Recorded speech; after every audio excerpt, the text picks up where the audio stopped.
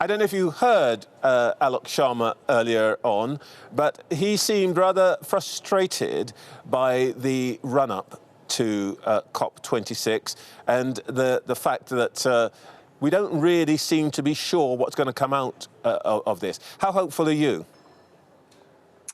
I met 500 plus delegates at St Pancras yesterday who were going to COP, and lots of young people, and they were so enthusiastic and so optimistic and so positive. I can't help that rubbing off on me. But then the politician in me stops and we look and we see, you know, we had a commitment in Paris to keep to 1.5. So we had this ambition, but we don't seem to have the plans, the backfill, you know, how are we actually going to get there? And what we need at the end of this COP meeting is for countries to have plans on the table that we can look at, that we can scrutinize, that we can hold them to account, and we can say, okay, the amount of carbon your country is producing collectively with all the other countries in the world will not take us above 1.5. And we're such a long way from that. Mr. Barroso was rather sceptical about the reasons given by the Chinese president and the Russian president for not showing up. Are you equally sceptical, and do you think it matters? Well, all that matters in the end is that each country has a plan to get down to net zero in a timely way.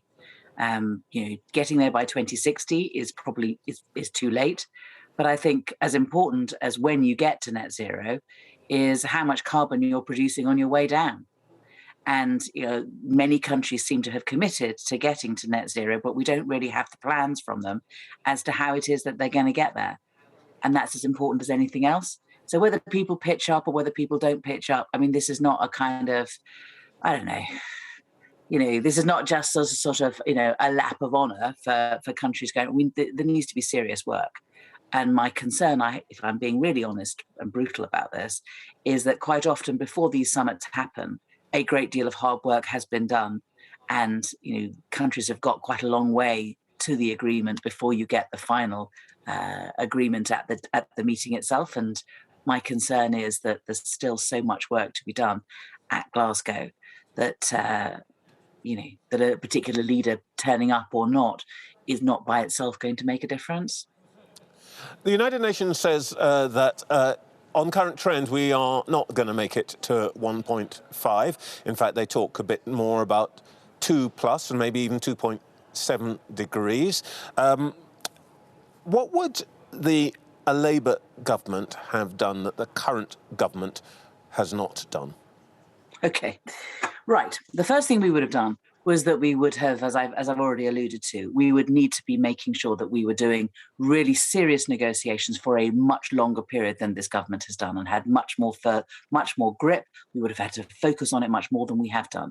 I know that Alok Sharma has done his best, but frankly, it is a failure of our ability to be able to bring countries together that we haven't got more agreement before now, number one. Number two, we would be showing leadership by example. We would not be having a budget in which we were suddenly cutting taxes on internal flights.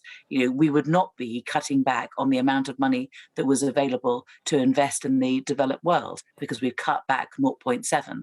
And so there is not the money going into the developed world in the way that we need to. We need to be putting money into the developed world in order to help them to get to net zero, and also to help protect them against the effects of climate change, which is already happening.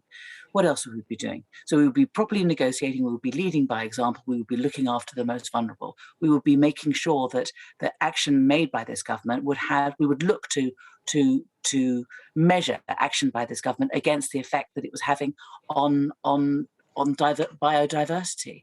And what were we doing? In my own brief, I have to say, just looking at what I would be doing, we have this 30 years ago, our government, as one of many, signed up to an investment charter on energy.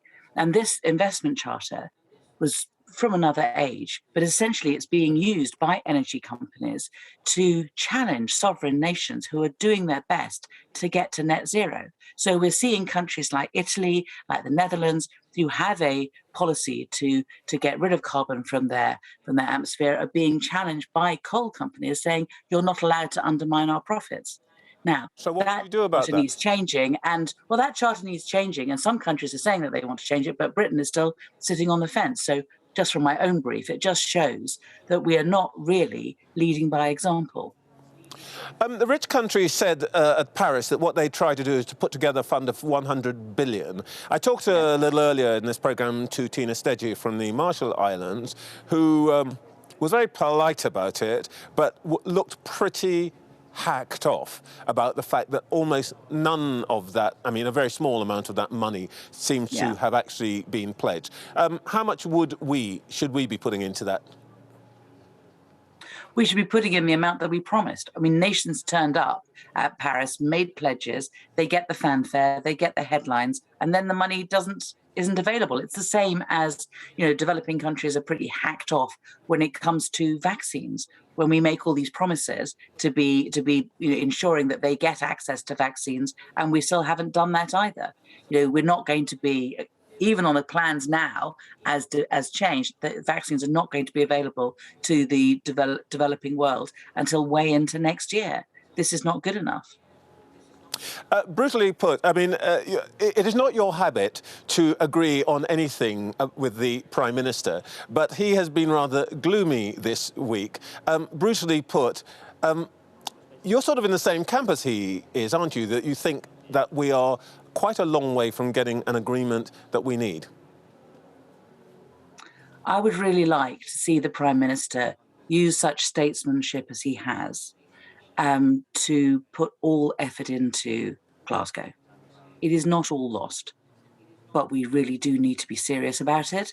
This is not a giant photo opportunity. We cannot spend our time greenwashing nations. We have to be truthful about how big a problem this is, how far we have to go, and we have to make sure that there are some serious commitments made, not just by us, but by other countries. And Boris Johnson has to summon up all statesmanship, as he has, to be able to fulfill the role of leadership which Britain needs to be doing at this time.